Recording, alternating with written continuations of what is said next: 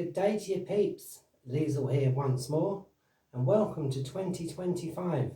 May I say a happy new year to us all and well, straight in.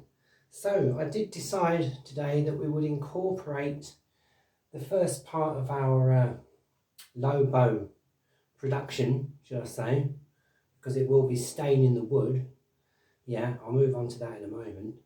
But I did think we'd incorporate that with the start of the year bits between the bits.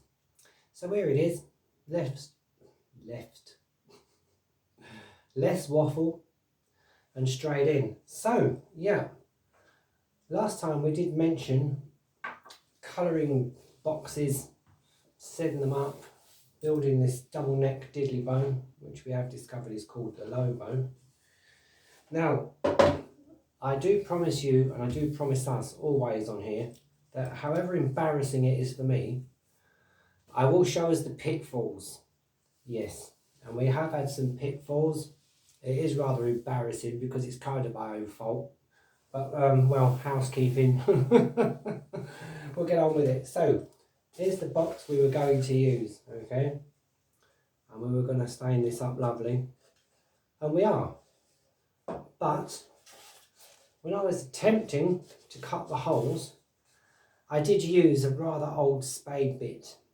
Now, it's a bad luthier that blames her tools. And I'm not going to blame the spade bit, but it is as blunt could be. And yes, basically I did have a bit of a disaster. So here it is. As I attempted to use it, that was a 30mm. It started to drift quite a lot. And as you can see, it made a bit of a mess of the back of the box. Yes, quite embarrassing, but I do want to bring you the pitfalls. So yeah, like I say, I'm not going to blame my working tools. It's my fault for not having it sharp enough or replacing it when I should have done. It was the only thing I had the right size.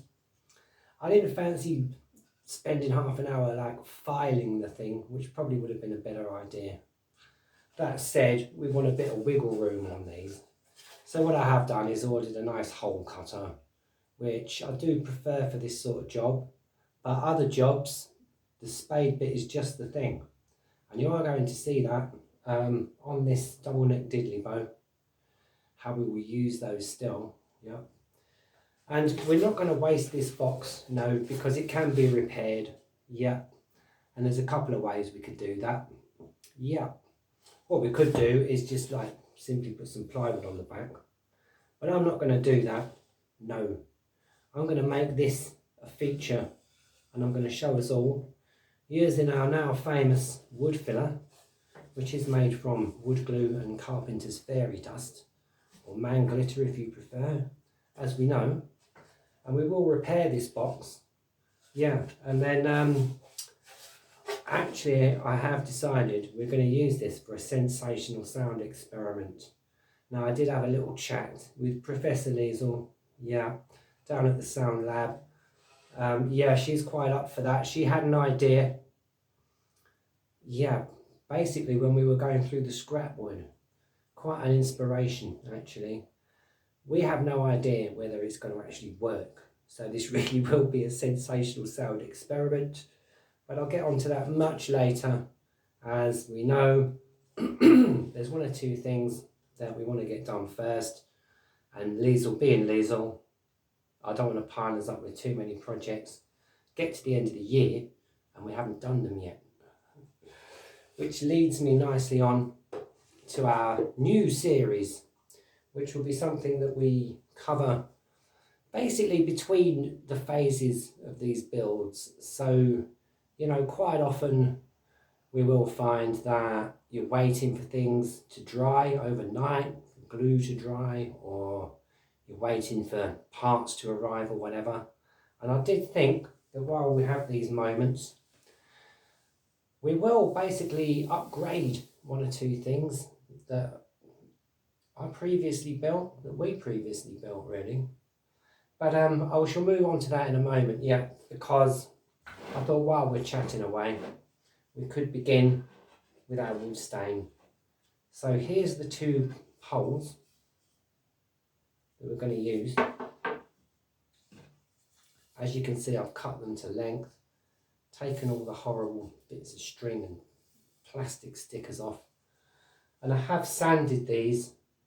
I spent about 20 minutes sanding them just to get the outer coating off, because otherwise the wood stain will just run off. So yeah, just a few minutes doing that, and we're going to go through the initial phase of the wood stain, and I will go into a little bit more detail about how that works, etc. I did also find in the cupboard this bit of 3/8 doweling, nice piece of dowel, which I do think is going to be quite useful here.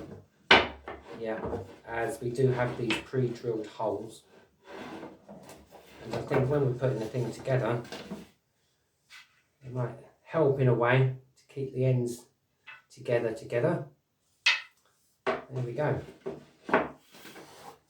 Also, we'll be using this rather large hose clip, which we can plonk on the end there, and we'll tighten that up, and that will go towards it as well. But again, enough of that for now, we'll cover that later. So we are going to start by using tea bags to basically enhance the grain pattern.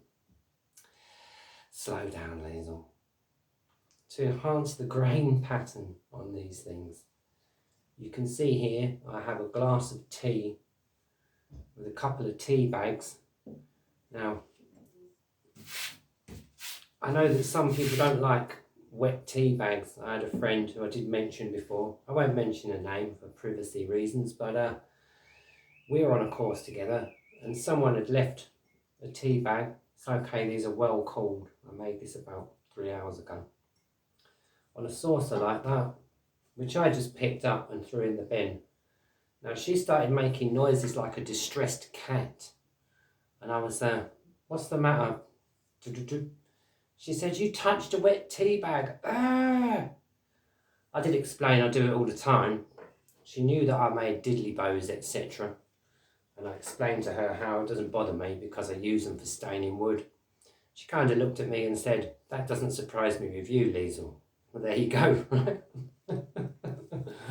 I did hand her a diddly bow. Yeah, she had quite a lot of fun playing it actually. But anyway, do forgive me.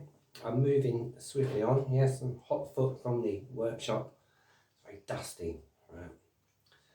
So if you don't like touching wet tea bags, that's fine. You can just dip a paintbrush or a corner of a cloth in there and spread the tea on that way. But I find you don't want to get these too wet, and you want to make sure that the tea bags have totally cooled down for a couple of reasons. Sometimes heat can warp the wood, but one thing it does do is it kind of, if it's hot, it raises the grain from the surface of the wood. Now, for some things that's lovely, but on the neck of the instrument, it's not really what you want.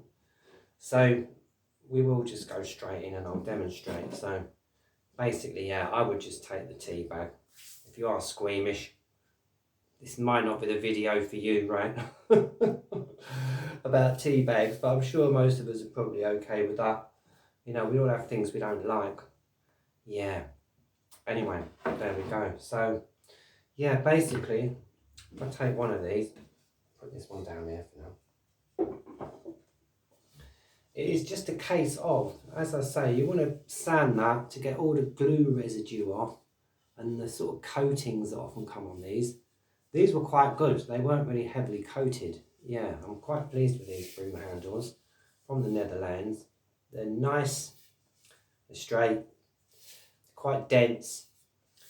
And I have found over the years, actually, when you do this and oil the wood, it does improve the density of the wood. So you don't have to be fussy, you know, you can use anything you've got really.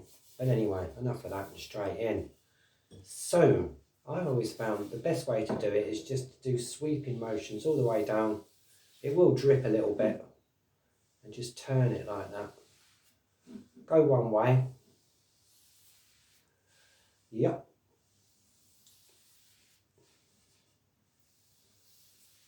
making sure that it is nice and cold, because you don't want to burn your fingers either. Any sort of bits where you've got holes or cut ends, just dab it. Sometimes they do split and you'll get tea leaves. That's fine. Actually, you usually get a nice result. It doesn't make a lot of difference either way. So yeah, basically just smooth it along there. Now it is the tannin in the tea that actually, see, as you can see there, it's slightly broken the tea bag. Often I'll leave that on because you get quite a nice effect. It doesn't really alter the effect too much, so I say don't worry about it. There's another tea bag in there. I tend to drink loose leaf tea, so I do have these tea bags mainly just for staining wood. Now, as I say, it's the tannins in the tea that bring out the grain. So you want what I would call builder's tea. I've also heard it called trucker's tea, right? You know, the strong stuff. And if you're in the UK, these tea bags that I'm using are Tesco's own. Now, they're not bad, but there are much better ones. Yeah, if you're anywhere where there's an Aldi or an Aldi Gold Label tea is one of the very best. It's really heavy in tannin, and it does bring out the grain. Not only that, it brings out the nice sort of hues of the wood. The very best I've found is an Irish brand called Barry's. Now, if you can get Barry's tea, they do sell it on Amazon. You can buy it in the UK. I'd recommend it anyway because it's the best cup of tea. It reminds me of tea we used to get in the 70s. Nice and strong, you know, plenty of flavour. Barry's does an excellent result. But yeah, failing that, Aldi's Gold Label, fantastic. Sainsbury's Red Label, pretty good as well. I found that like organic teas, like Clipper's one brand, don't really have a heavy tannin content like the more standard ones. And herbal teas and that, dead loss. So yeah, go for your builder's tea. You can use loose leaf tea and just brush the tea on. And there it is. But I do find also, once you put the tea on, like leave it a couple of seconds or a minute or whatever, and then take a dry cloth and wipe it off again, because you don't want to leave the moisture on there too long. And once that's dried, you can go again. Now, the first couple of coats probably won't really show up very much, especially not until it's dry, but you can probably see at the end, it's already kind of bringing out the grain of the wood. And that will actually come out a lot stronger as you leave it. Yeah. I find as you play them quite a lot as well, the acids and the oils from your skin actually do go a long way into making these nice and shiny and bringing out the grain. But there's that one. Like I say, at this stage you won't really see a lot of difference, but there you go, there's the untreated one. And we'll probably repeat that process 3 or 4 times, which will help to raise the grain. It's the same with the box, which we will use. For this we're going to use a different box, and I'll get onto that in a moment. But it's the same with this. I do find that pine wood has quite a light grain naturally, but when you treat it, it really comes up lovely. And if we kind of cast our minds back to the last video, where I did show us a couple of pictures, you do get a really nice pattern. Yeah, once you've done that a few times, you don't have to, you can just oil that with whatever, olive oil, boiled linseed, as I've often said, is the best, but I can't use it because I'm allergic to it. Yeah, it brings me out in a rash. But if you're okay with, even with gloves, but if you're okay with that, it's by far the best stuff to use. Yeah. So there it is, same with the box. I find that hardwoods, anything with quite a grain to it, you know, it does make quite a difference. I've noticed with oak and stuff like that, the tea doesn't make a lot of difference. But we'll be using other things which do. So again, you just sort of swipe it across the front. It's quite nice and shiny at the moment. And I will continue with staining this box because, as I say, we're going to hopefully use it for something else. I found a better one. But as you can see, where they've got that sort of dovetailing, that's gone really dark straight away because it's a cut end. And you get these lovely effects. I think so anyway. Where you've got labels and stickers, just leave it. You don't have to go over those, or you can. It might stain them a kind of brown colour. That's good if you want it to look really aged. And I have done that with one or two of these.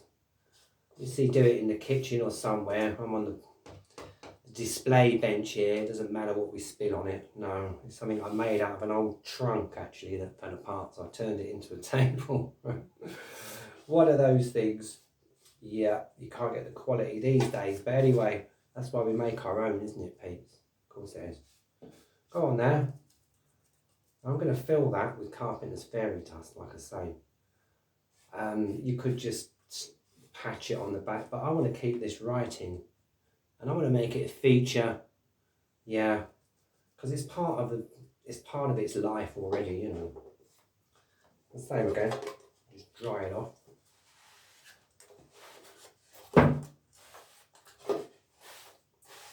Same on the back, really.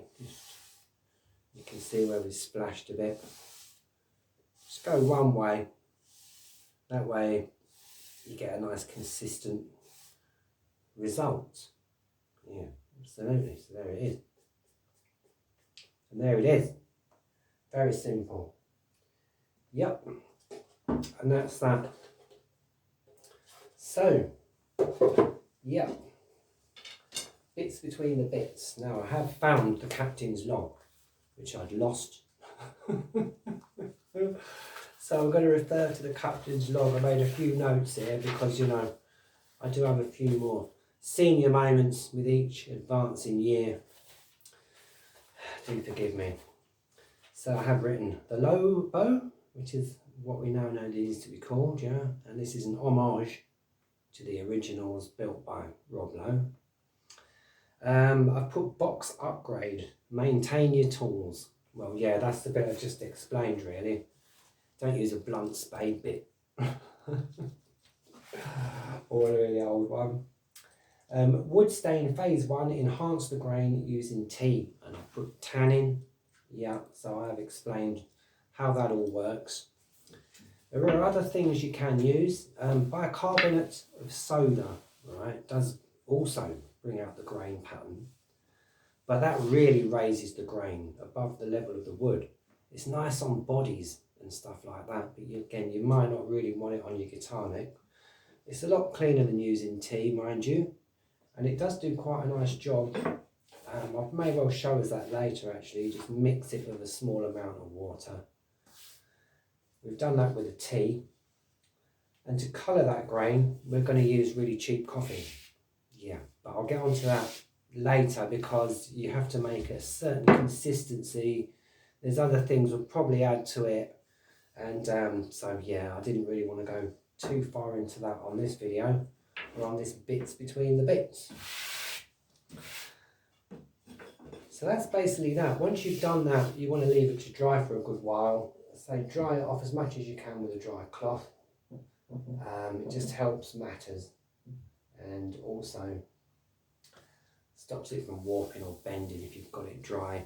Don't be tempted to dry it in a hot place. You know, you might think leave it by the radiator or something, it will bend. So leave it to dry, probably somewhere drafty is best if you can find it. Now it's very chilly here in the Groove Lounge, so I'm just going to leave it in here at the moment. But yeah, just let it dry off. And just when you're doing nothing, once it's totally dry, give it another go with the tea. Usually 3 or 4 goes with the tea is good. You know, you could just do a couple of goes. And we will see, because I'm going to incorporate a lot of other homemade stains. Yeah, as we'll be using haldi or turmeric. Also cheap coffee. You want cheap coffee and decent tea. That is the general rule, as I would say it. Yeah, one or two other things, and then we'll oil it. I'm going to use olive oil. I've got olive oil that's infused with lemon. I do find the essential oil of the lemon really enhances the wood. Also, the wood loves it, like any kind of essential oil. If you are someone who has essential oils, just put a couple of drops in some ordinary olive oil. Nut oils are really good, walnut oil, which you can buy food grade really cheap compared to even olive oil. It's a lot cheaper. That's a great one to use. Yeah, anything sort of fruit oil and nut oil. Don't use blended vegetable oils because they just make a sticky mess everywhere. Yeah, so you don't want vegetable oil, you don't want corn oil. They're too viscose, or in other words, gloopy. They don't really sit well with the wood for whatever reason, I don't know. Seed oils though can be good, like some kinds of seed oil can be good. Yeah, but I would say generally linseed's your best, obviously that's a seed oil if you can use it. I generally use olive oil infused with lemon. I've found makes a nice result. You don't need a lot. Or walnut oil, yeah, which is brilliant for it actually. I've got a little bit of that as well, so that's that part. So, as that box was a bit of a fail, and on closer examination I thought we could probably do with a slightly wider, slightly shorter box. I did go rummaging through my collection of boxes, which is getting quite low actually. I'm going to have to get some more, I think. We must have been quite prolific last year. One or two obviously disintegrate on the ground or crash and burn when you're trying to like cut into them and stuff like that. I mean, various things can go wrong, but like I say, I think it's always best to like hope for the best but expect the worst with these things. We are going to use this instead. I thought this was in keeping with the original, like this kind of moody black on the front and like red, and there's a nice black backing on there.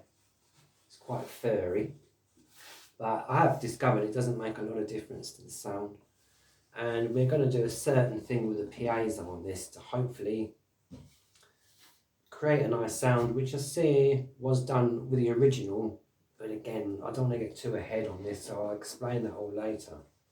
I'll probably mount the piezos in the lid, and that's where we will use a spade bit to carve out a little recess.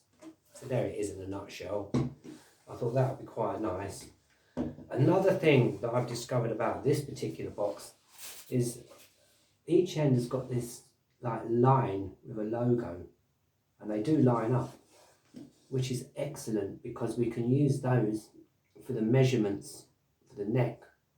Now you want about 1 inch in the middle, I think, which is about the width of that writing, and you can see there's like a little line. So I think we could drill into somewhere along here. I will measure it anyway, both ends more or less, and that might save us a lot of hassle with measurements, because you know I don't like boring measurements. But anyway, I just thought, you know, as often, right, this kind of lends to what we're doing. It's a nice sturdy box. Yeah, so it shouldn't need too much reinforcement, but I probably, oops, will give it a certain amount. Yeah. Needs a bit of a clean. It's been stuck in the cupboard for ages. Yeah, so we'll use that, and hopefully it'll look fairly nice. And get a rough idea.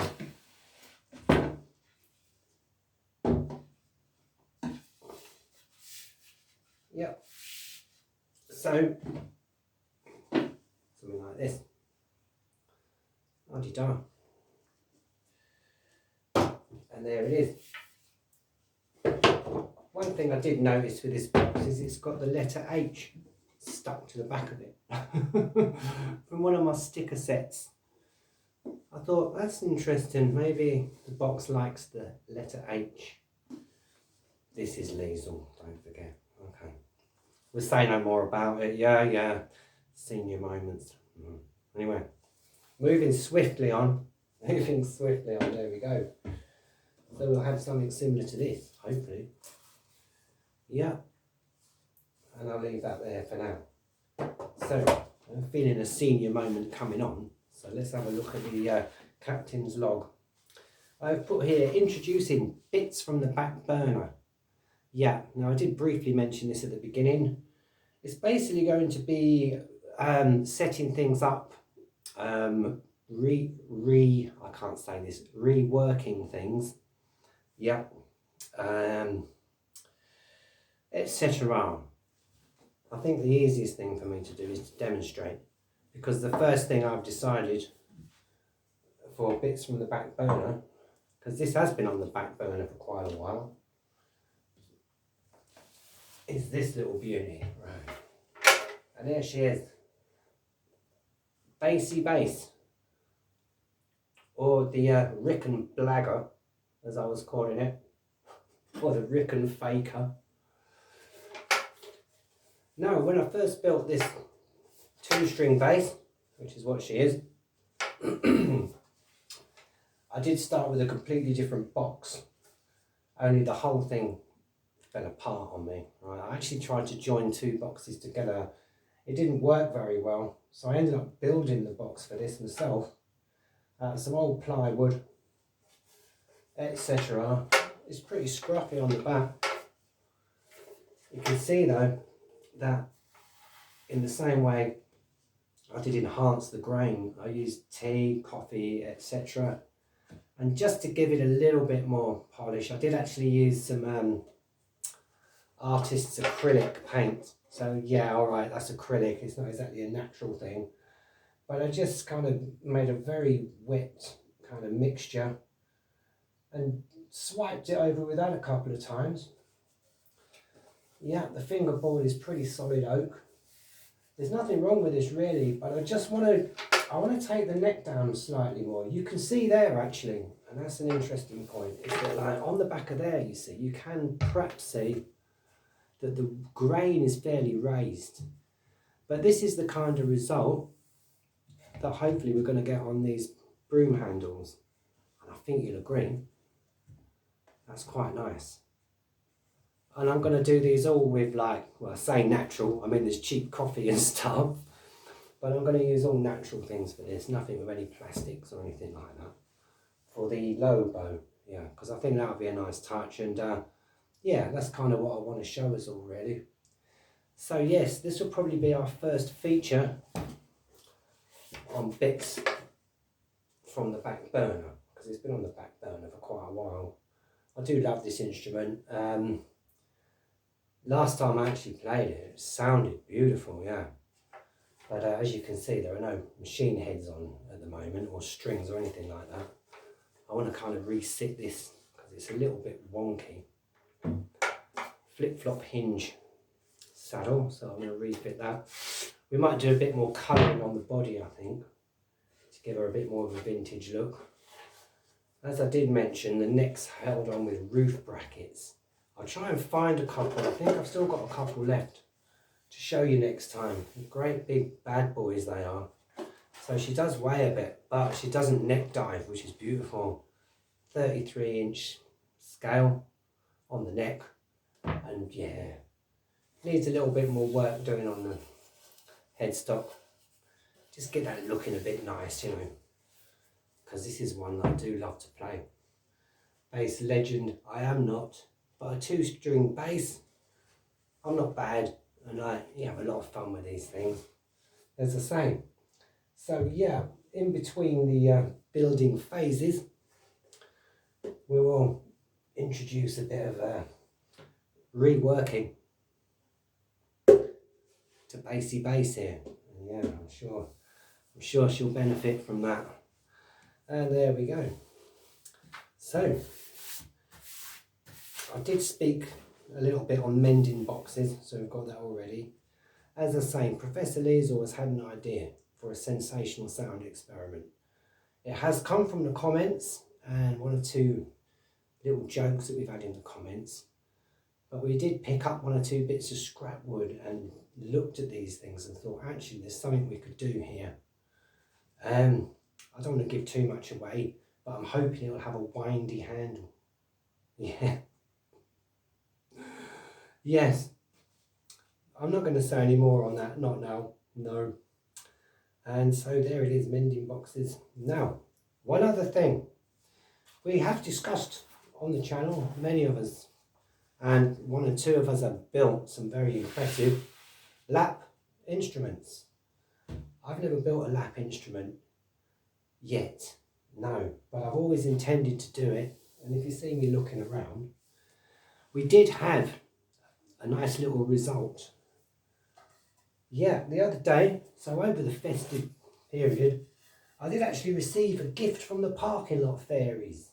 Now the parking lot fairies have not been too forthcoming with gifts lately, but I did find this out in the parking lot, which is a bit of builder's wood.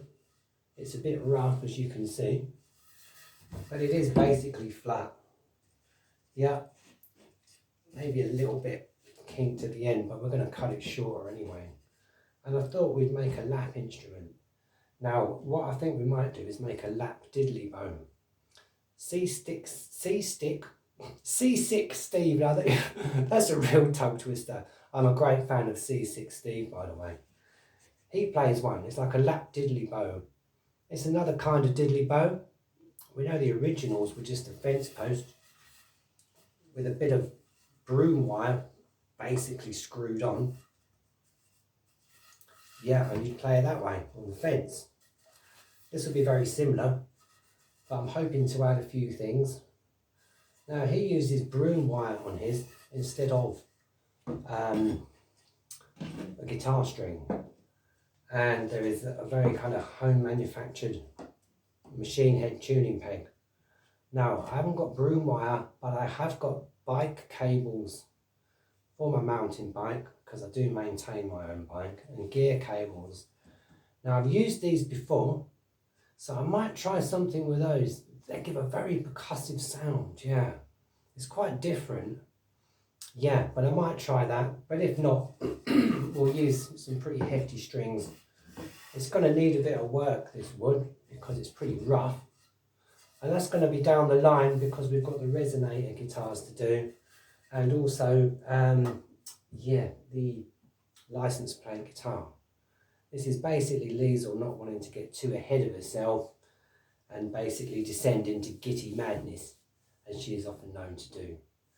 So yeah, but there it is, a gift from the parking lot fairies. Quite well timed really, because I've been wanting to do some kind of lap instrument for a while, yeah. I think they're quite incredible. I don't know where we'll go with that yet, but there it is. I'm going to oil the wood up and leave it for a while and see what we get anyway. If it works, it works. If it doesn't, it doesn't. And the same with the up and coming sensational sound experiment. That's right. But I will leave Professor Liesel to kind of discuss that with you, as it's her baby, and I don't want to tread on her toes. We know she can be a bit touchy, right? Don't tell her I said that, okay? I think she heard me last time, but I think I got away with it anyway. Enough of that, right?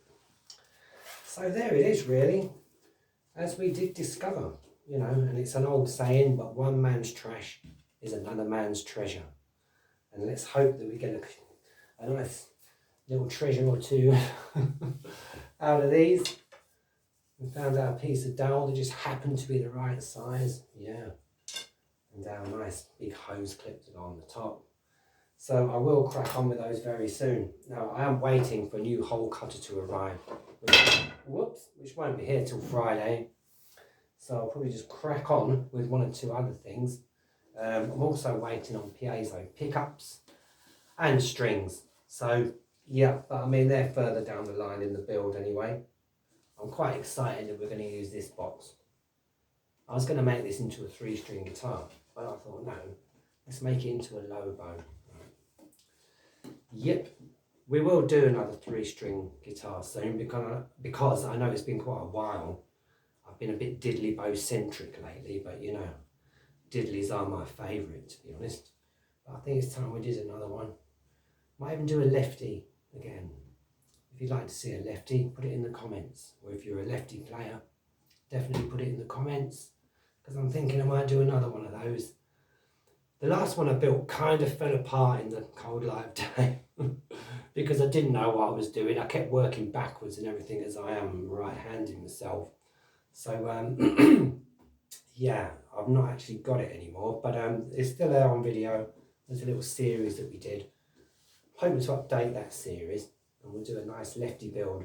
But again, that's going to be later on in the year, or at least after we've done all these. And yeah, just 1 or 2 things. I might do a little bit more work on Hemingway, because she is a beauty.